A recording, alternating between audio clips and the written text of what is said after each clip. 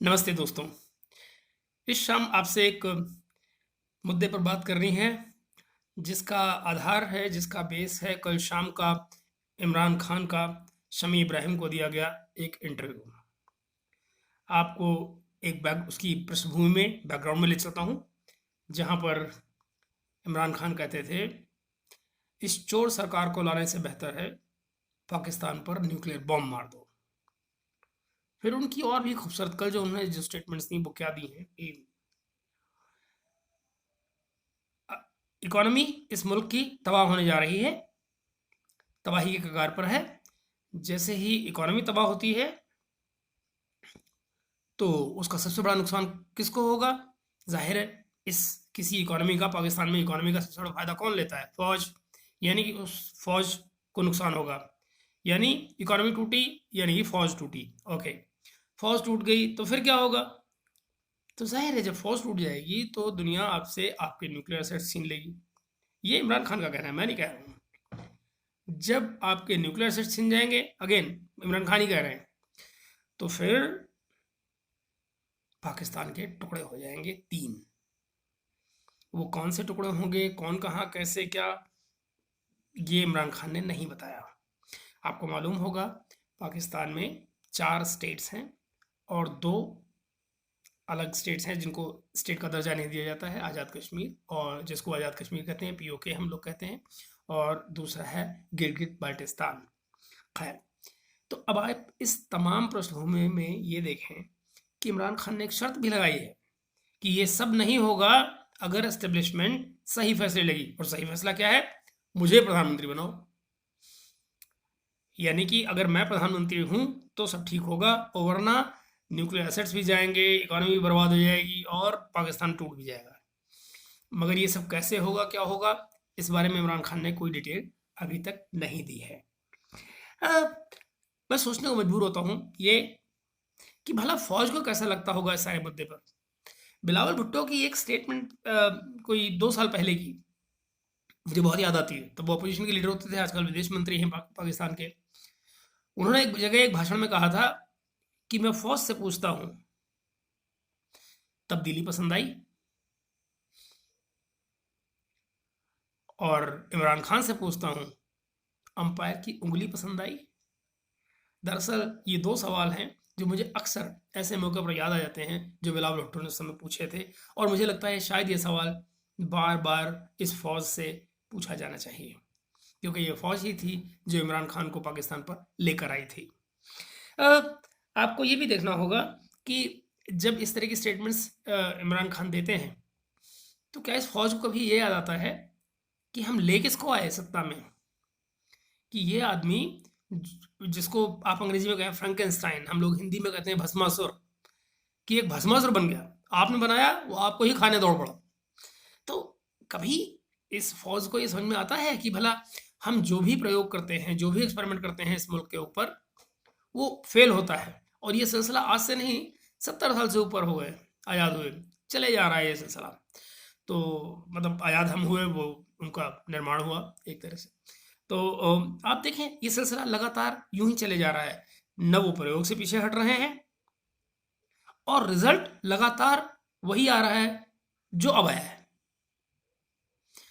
हर 5 साल बाद सरकार में, राजनीति में, सेना राजनीति में आने की कोशिश करती है, वहाँ छेड़छाड़ करती है और एक नया तूफान खड़ा करती है, जिसका परिणाम वही होता है जो अब हुआ है। इससे पहले कई बार हो चुका है, चाहे 65 हो, चाहे 71 हो, चाहे 99 हो, सब होता रहा है।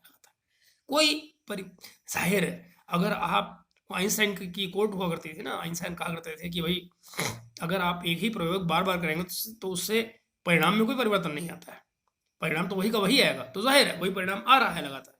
तो और फिर और देखिए, राजनीतिज्ञ भी पाकिस्तान के वो सुधरते नहीं। यानी कि आज जिस तरह से मरीम नवाज फौज की तारीफ कर रही थी, भाई ये वही फौज है जिसको कल तक आप इसके प्रयोगों के लिए गालियां दे रहे थे, लेकिन आज वो उसको डिफेंस पे ऐसे उतरी थी जैसे बस इससे बढ़िया फौज तो दुनिया में है ही नहीं। हुजूर कुछ तो सोचो, इस गुब्बारे में जो हवा आप भर रहे हो ये आपको ही ले उड़ता है बार बार। तो मर्जी आपकी, उड़ाएं।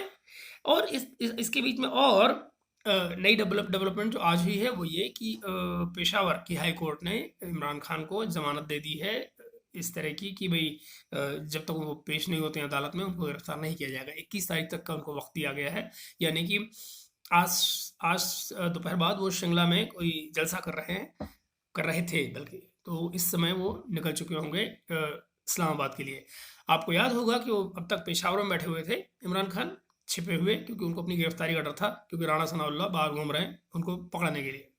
तो राणा सनाउल्लाह उनके इंटीरियर मिनिस्टर या यूं कहें गृह मंत्री हैं। तो अब वो सेफली सुरक्षापूर्ण जा सकते हैं इस्लामाबाद। अब इस्लामाबाद से वो कब अदालत में पेश होते हैं, अदालत उनके ऊपर क्या फैसला लेती है, ये एक डिफरेंट मामला है, क्योंकि ये 21 तारीख आखिरी तारीख है और 21 तारीख से पहले उनको जो मुकदमे इस सरकार ने उनके ऊपर लगाए हैं उनका जवाब कोर्ट में जाकर देना है, अपने आप को कोर्ट में पेश करना है, फिर उसके आगे का फैसला वहाँ की कोर्ट करेगी इस्लामाबाद में जो भी करेगी।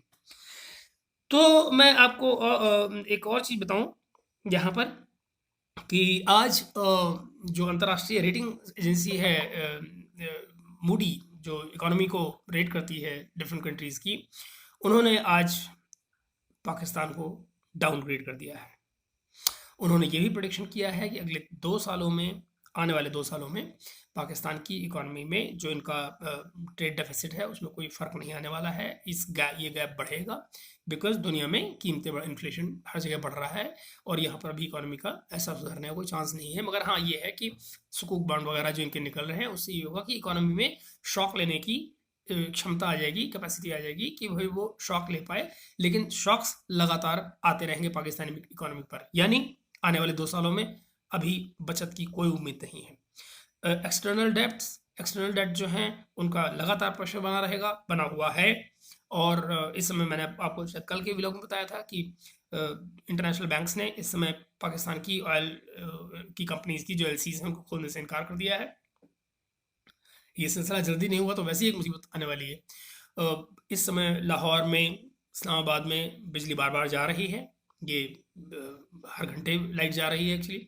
तो प्रोडक्शन, आपको याद होगा एक और व्लॉग में मैंने इससे पहले आपको बताया था कि चीनी कंपनियां, आईपीपीज जो है वहाँ की करीब 30 चीनी कंपनियां हैं जो पाकिस्तान में इस वक्त काम कर रही हैं पावर सेक्टर में।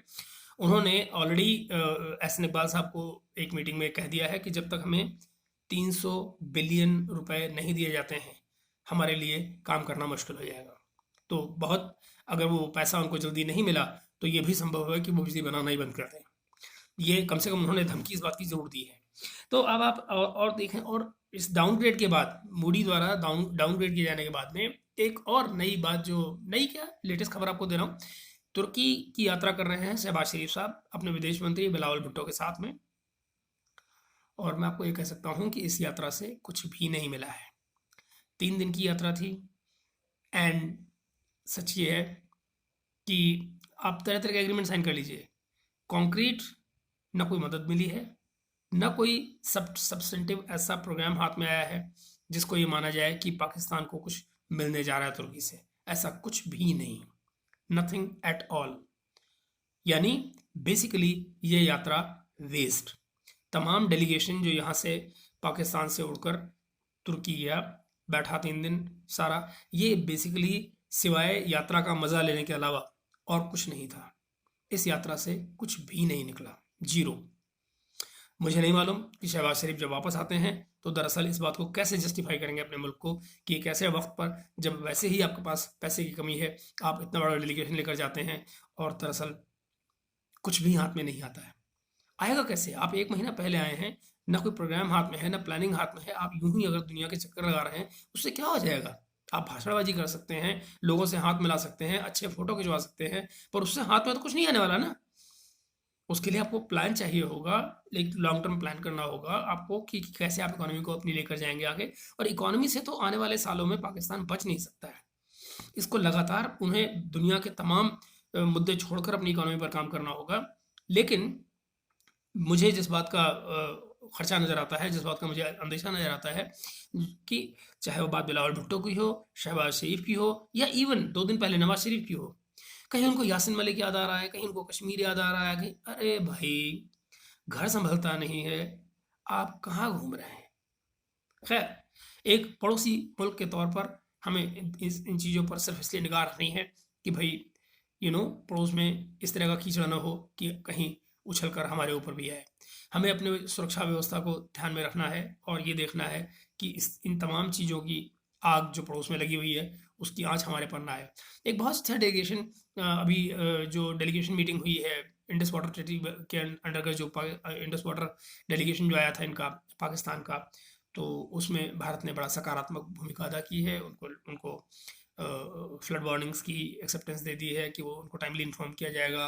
हाइड्रो प्रोजेक्ट्स उनके लगने जा रहे हैं, उनके लिए भी भारत ने सहमति जताई है।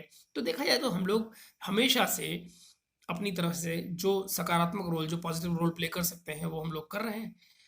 वो इन तमाम हमारे जेस्चर्स को कैसे इंटरप्रेट करते हैं, उसके बदले में वो क्या करते हैं, ये आने वाले दिनों में देखने की बात होगी। हम आपसे इस तमाम मुद्दों पर बात करते रहेंगे। धन्यवाद।